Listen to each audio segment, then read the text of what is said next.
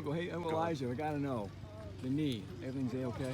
Yeah, everything's A-okay. We haven't had a problem since before spring ball. I know I hyperextended it last spring, but besides that, I haven't had any problem. I think we're doing a lot of good stuff to be proactive to where we're staying ahead of it, and 2 days down, no problem.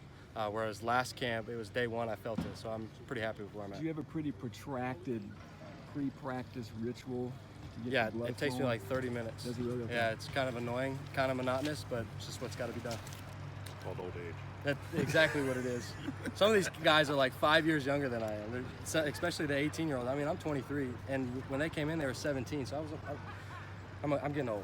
You're getting a little gray in your goatee. I'm getting gold, or gold. I'm getting old. It's bad. Hey, talk about your evolution. I mean, what do you think you've gotten better at, and then what do you still want to improve at?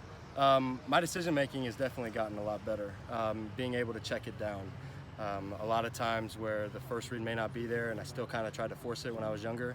Now I'm able to get through. Today I actually got to my fourth progression in it in one play, which was really nice to see myself go through 1 no, 2 no, 3 no, 4 yes, and throw the ball. So that's what I'm most proud of right now. The other one is putting touch on, which I say every year, but it's important because sometimes I throw too hard, and in a game when it's coming out of the break and that ball's coming however fast, it makes it a lot tougher for my receivers. So being able to take some off of it and still hitting them in stride would be ideal, especially for some of the young guys coming in. First full year with Rondell, and talk about this talented freshman class that's coming in with guys on the outside. You got a lot of weapons to play with, and couple that with your experience. Mm-hmm.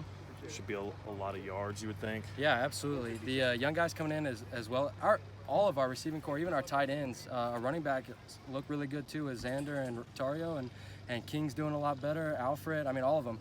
And it's fun to be in this kind of position as a quarterback because I can just relax because we have so many different playmakers, so many guys that can make people miss, create space, or just basically dogs, really. And so I just have to distribute. It makes my job a lot easier. It allows me to calm down in the pocket and be like, if one's not there, then I can go to 2, 3, or 4 because they're all really good. So, hey, Elijah, talk about David Blau's gone.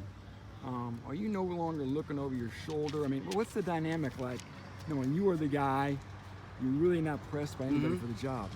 It's a little different. That competition was a lot of fun. I think it brought David and I together.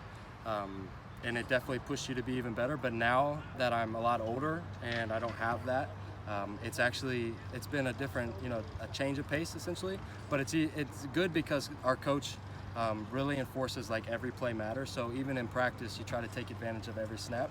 And I think that I have the same mentality I did when David was here, now when he's not here. And so that's what I've been trying to make sure that I keep all the way through camp. Because if I do slack off, then Jack will be right up there with me. Sorry about that. So there's no days off. I mean, you just have to be ready to play and perform well at a high level every day or you're not going to play. I think it was just coincidence that you played really well after David was unavailable, and then David played really well after you were unavailable. Mm-hmm. You think that was just coincidence, or was there something to someone having ownership over the job? I think that has somewhat to do with it because when you're having a guy over your shoulder or you're playing the first quarter and they're playing the second quarter, you're kind of hesitant or you don't want to take as many chances or take as many risks because you want to be able to stay in the game essentially. But when you don't have that, you're able to be like when there's a 75% completion and you want to take that risk, or high risk, high reward, you take it more when you're the guy because you feel more comfortable and you're like, that's open, we can make a big play right here. When it's not, you're like, it's not a for sure catch, I might check it down. And we just kind of like just chip away rather than making big plays. But when you're the guy, you try to make those big plays when they're there. Of course, you're not trying to force anything anyway, but it helps to know that you're just the guy. Do you remind Rondell that you threw his first touchdown pass? Oh, all the time. Yeah, every time he talks smack in the locker room or in the weight room, it's like, oh, you don't want the ball anymore? Got a lot of pull on that one. When you look at your numbers, completion percentage, what's your target number this year? I mean, do you have one? I do. My goal is to be above 70%. So however I can get there. Now what stinks is if I have to throw it away or anything like that, it hurts. But we kind of keep it internally, so if it is a throwaway or a drop, what would our percentage be? But at the end of the day, I want to try to be right around 70%. So that takes a lot of work to do. You got to make sure you're making the right read and delivering the ball well and accurately. but you also got to trust the receivers to do their job too, and I think we'll be all right. How do you get there? Is part of that some of that what you talked about earlier about checking down and not always looking for to put the ball in the, in the hardest spot? Like you got, as a quarterback, we've got to understand that not every play is going to be a 15, 20-yard pass.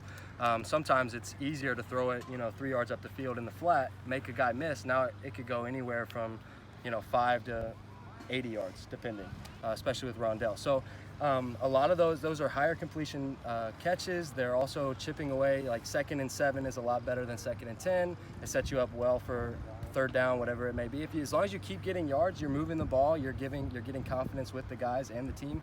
And like what's hard about practice is we don't ever move the ball as much.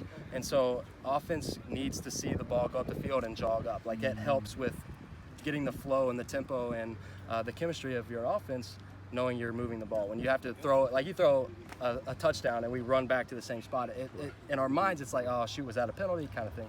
Right. So practice, that's the only thing that's hard about practice, but we do have periods built in where we will move the ball, and that's generally where we, I guess, flow the best.